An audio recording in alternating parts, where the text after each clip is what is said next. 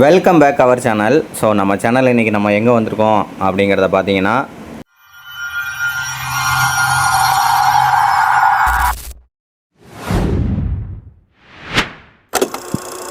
இந்த கோயில் எங்கே அமைஞ்சிருக்குன்னா திருச்சி டிஸ்ட்ரிக்டில் இருக்க ஊட்டத்தூருங்கிற ஊரில் தான் வந்து இந்த கோயில் அமைஞ்சிருக்கு. ஸோ நீங்கள் பஸ் ரூட் வந்து பார்த்தீங்கன்னா சத்திரத்துலேருந்து பார்த்தீங்கன்னா டைமிங்க்கு பஸ் இருக்குது.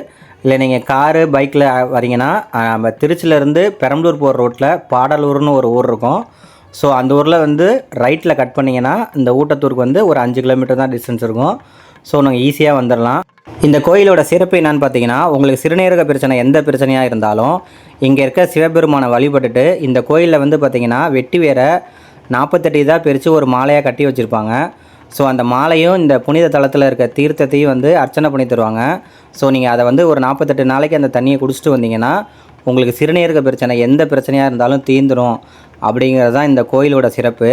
திருச்சியில் ஸ்ரீரங்கம், சமயபுரம் இந்த மாதிரி கோயிலெலாம் நீங்கள் இப்போ வந்து பார்க்க வரீங்கன்னா கண்டிப்பாக இந்த கோயிலையும் நீங்கள் விசிட் பண்ணி பாருங்கள்.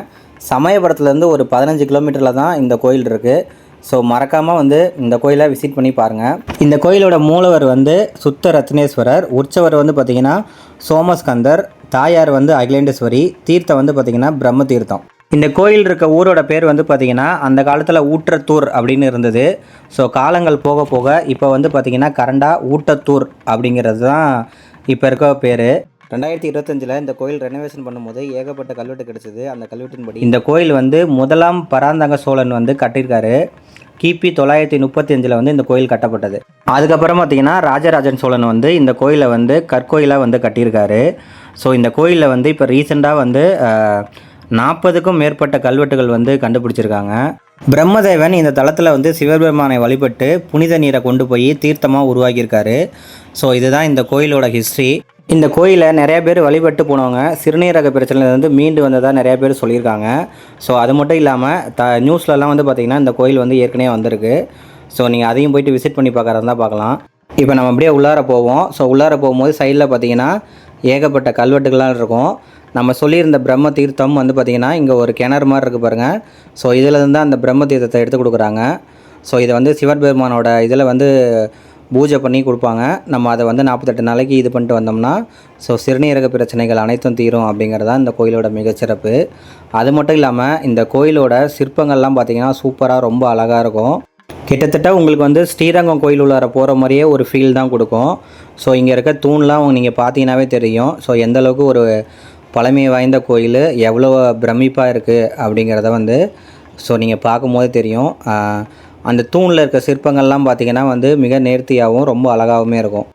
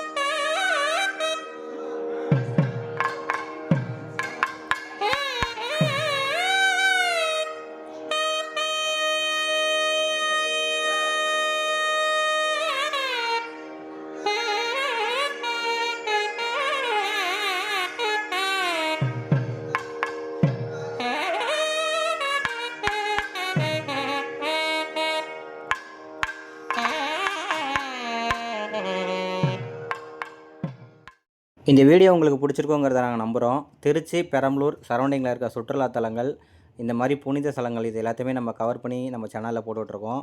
ஸோ மறக்காமல் சப்ஸ்கிரைப் பண்ணி வச்சுக்கோங்க, ஃபாலோ பண்ணி வச்சுக்கோங்க. இந்த வீடியோ பிடிச்சிருந்ததுனா ஷேர் பண்ணி விடுங்க. நன்றி, வணக்கம். மீண்டும் அடுத்த வீடியோவில் சந்திப்போம்.